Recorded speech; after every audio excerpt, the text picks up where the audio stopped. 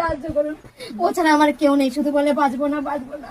আমি ওকে কি করে বাঁচাবো আমি জানি না। দয়া করে আমায় আপনারা সাহায্য করেন, আপনাদের কাছে আমি হাত পাচ্ছি, আমায় সাহায্য করেন, আমায় সাহায্য করেন। আমি জানি না ওকে সুস্থ করতে পারবো কিনা, আপনারা সাহায্য করেন। ভগবানের কাছে ডাকেন যেন ও ভালো হয়ে যায়। আমি আর পাচ্ছি না, আমি একা মেয়ে মানুষ হয়ে, আর আমার মা আর কেউ ছিল না আমাদের পাশে। এই কলকাতা বাড়ি, কলকাতা বাড়ি। ওকে দেখাশোনা, ওকে ডাক্তার দেখানো, হসপিটালে নিয়ে যাওয়া, সবকিছু ট্রিটমেন্ট করা, ওখানে থাকা খাওয়ার প্রচুর খরচা। বন্ধুরা সাহায্য করো, সাহায্যের হাত বাড়িয়ে দাও। আমি আর পারছি না, আমার বড্ড বুকটা ফেটে যাচ্ছে। ভিতরে একটা নারী হয়ে নিজেকে শক্ত রেখে চলছি, নিজেকে শক্ত রেখে। ওর সামনে আমি কাঁদি না, আজকে ভিডিও করতে গিয়ে আমার চোখে জল আসছে, কি আমি ওর সামনে কাঁদি না।